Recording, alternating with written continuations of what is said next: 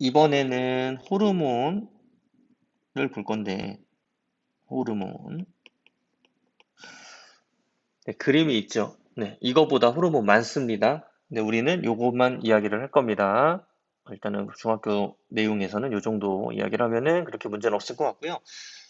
호르몬은 일단 정의를 보면은 특정 세포나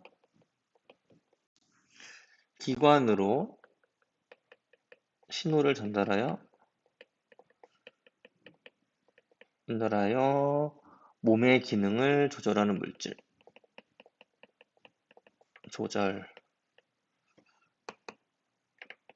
조절하는 물질을 우리가 호르몬이라고 이야기를 하는데, 이 호르몬 같은 경우는 이제 아래쪽에다 한번 쓰겠습니다. 특징이 있습니다.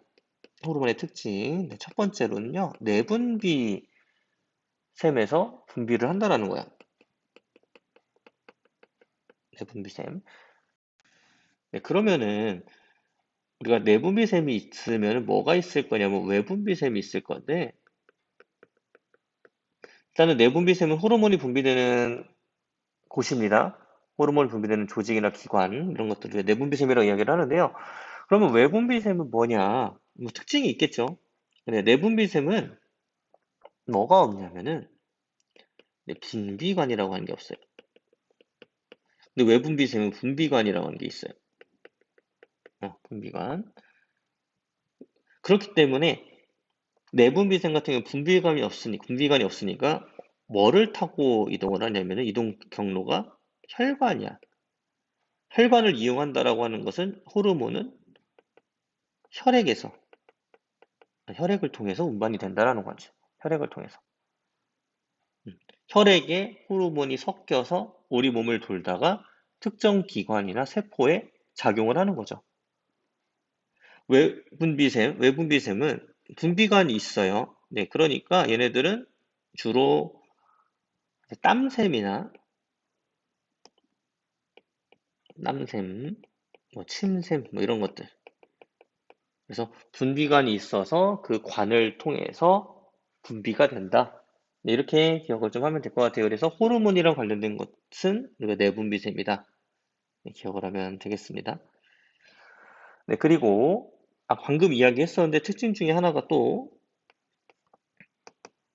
뭐가 있었냐면은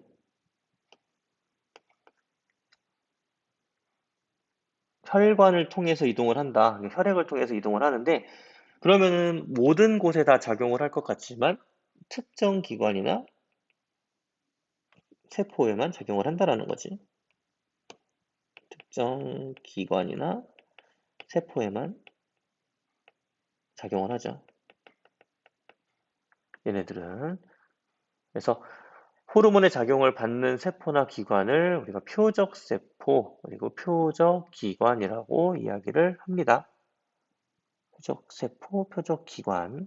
그래서 호르몬의 작용을 받는 곳을 우리가 표적 세포, 표적 기관.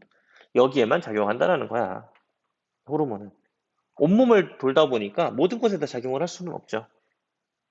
네, 그리고 세 번째 특징이 뭐가 있냐면 적은 양으로도 효과를 나타냅니다. 네, 효과가 커요. 네, 요거 같은 경우는 이제 최근에 이슈가 되는 것 중에 하나가 성조숙증 관련이 되는 그런 건데, 일단은 성조숙증 같은 경우는 진단을 받을 때 어떤 식으로 받냐면 혈액 검사를 해서 받아요. 혈액 검사를 해서 받는데, 그때 혈액 속에 여자들 같은 경우는 에스트로겐 수치가 어린 나이임에도 불구하고 비정상적으로 높은 거야. 네, 그럴 때 조치를 취하는데요. 그래서 그 에스트로겐의 수치를 낮추기 위한 주사를 맞아요. 그래서 그 수치가 내려간 걸 보고서 우리가 2차 정직을 늦추는데, 네, 이런 식으로 이 에스트로겐 수치 같은 경우 뭐 숫자를 예를 들면은 원래는 어린 아이들도 뭐 숫자가 뭐 5 미만 이 정도 나와야 되는데 뭐 20 정도 나온다. 뭐 이렇게 판단을 해서 30 이렇게 나오니까 그거를 투여를 해서 수치를 다운을 시킵니다. 그래서 이 호르몬이라고 하는 것이 어쨌든 양은 굉장히 적은 편인데 여전히 효과는 굉장히 크다. 주사만 맞아도 어느 정도 다운이 돼요. 수치가. 네, 그래서 이런 특징을 가지고 있다. 그래서 기억을 좀 하면 되겠고요. 네, 그리고 호르몬의 종류 이야기를 합니다. 여기에는 요 기관들, 뭐 이것들은 다 호르몬 분비되는 것들은 다 내분비샘이죠. 내분비샘. 그래서 하나하나 봅니다. 네, 요 부분을 우리가 뭐라고 하냐면은요. 이거 파란색으로 쓸까요? 이 부분. 뇌하수체라고 이야기를 해요.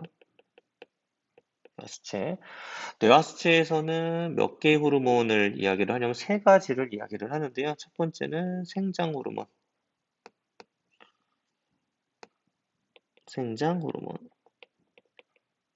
그리고 갑상샘 자극 호르몬. 세 번째는 항인유 호르몬. 그리고 이 부분 우리가 갑상샘이라고 이야기를 합니다.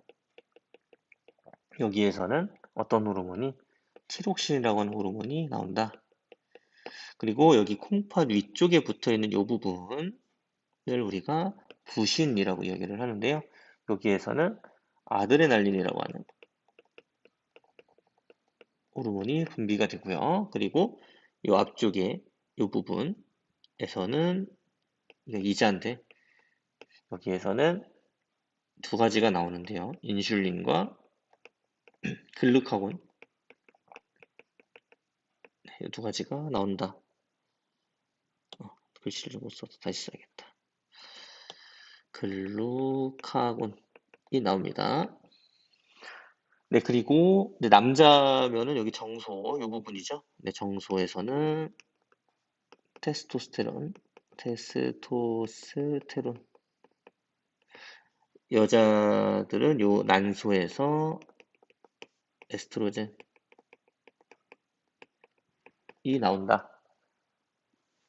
각각의 특징은 생장 호르몬 같은 경우는 어떤 거냐면 결국 몸의 생장이랑 관련이 되는 거죠. 뼈와 근육들.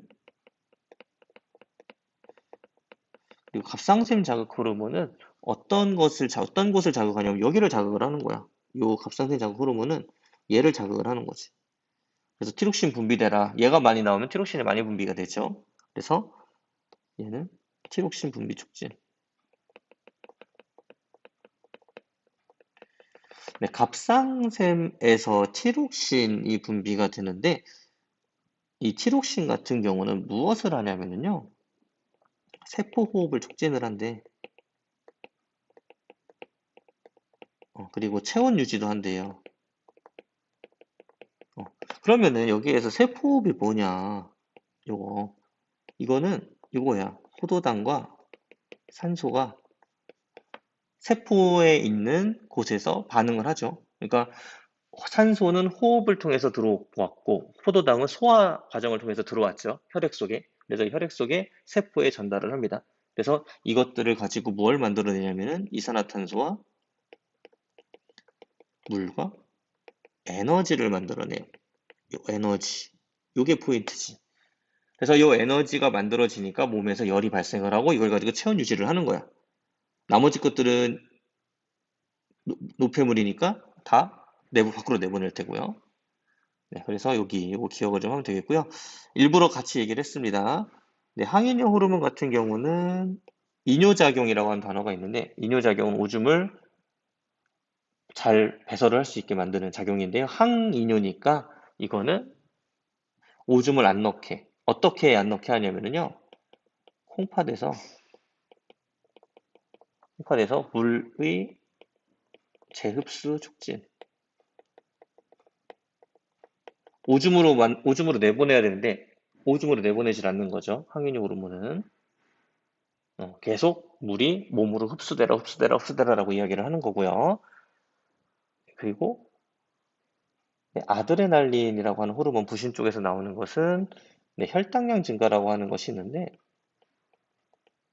네, 이것보다도 심장박동 촉진 네, 그리고 혈압도 올라간다.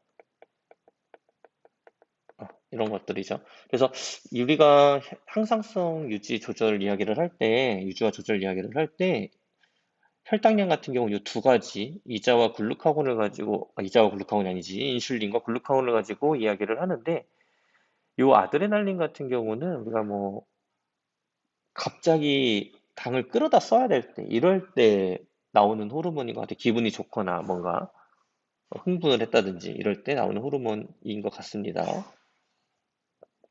네, 그리고 인슐린과 글루카곤인데, 인슐린은 혈당량 감소, 몸속에 있는 포도당의 양을 감소시키는, 글루카곤은 혈당량을 증가, 그리고 에스트로겐은 여성의 2차 성징,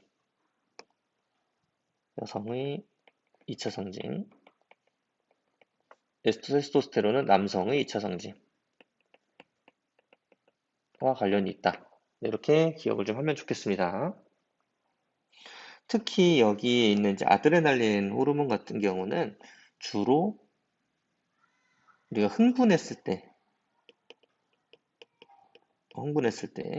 그래서 주로 우리가 위협에 대비할 때, 그러니까 위험한 상황이나 누군가가 나를 위협을 해요. 이럴 때 나오는 갑자기 분비되는 호르몬, 이렇게 기억을 하면 되겠습니다. 다음은 호르몬 관련 질병입니다. 호르몬 관련 질병. 이 호르몬 같은 경우는 이제 다음번에 이야기를 할 텐데, 이제 항상성과 밀접한 관련이 있습니다. 항상성 유지. 그래서 우리 몸에 변화가 있어도 몸의 상태를 일정하게 유지시켜 주려는 성질을 항상성이라고 이야기를 하는데, 이 항상성 유지랑 관련해서 이 호르몬 같은 경우는 너무 많아도 문제, 그리고 너무 부족해도 문제, 둘 다 질병에 걸릴 수 있다. 그러면 질병에 걸릴 수 있습니다. 그래서 크게 뭐 다른 질병들도 많지만 우리가 언급할 내용은 생장 호르몬과요. 그리고 티록신, 그리고 인슐린 세 가지만 이야기를 할 건데, 이제 생장 호르몬 같은 경우도 티록신 같은 경우도 인슐린 같은 경우도 결핍, 그러니까 부족하냐 아니면은 과다냐에 따라서 결핍, 과다, 그리고 인슐린 같은 경우는 결핍만 해당이 되는데, 일단은 같이 이제 보죠. 그래서 결핍 같은 경우, 생장 호르몬 같은 경우는 이제 소인증에 걸릴 수가 있죠. 소인증. 정상인에 비해 많이 작다. 이제 과다하면은 이제 성장기 때는 거인증에 걸릴 수 있고요. 그리고 성장이 다 끝난 이후에는 말단비대증이라고 하는, 그래서 손 쪽, 그리고 발, 그리고 얼굴, 뭐 턱, 그리고 뭐 입술, 이런 거, 코, 이런 것들 끝에 부분이 커지게 되죠. 비정상적으로. 그런 일들이 발생을 하고요. 네, 티록신 같은 경우는 결핍이면은 갑상샘, 기능, 저하증,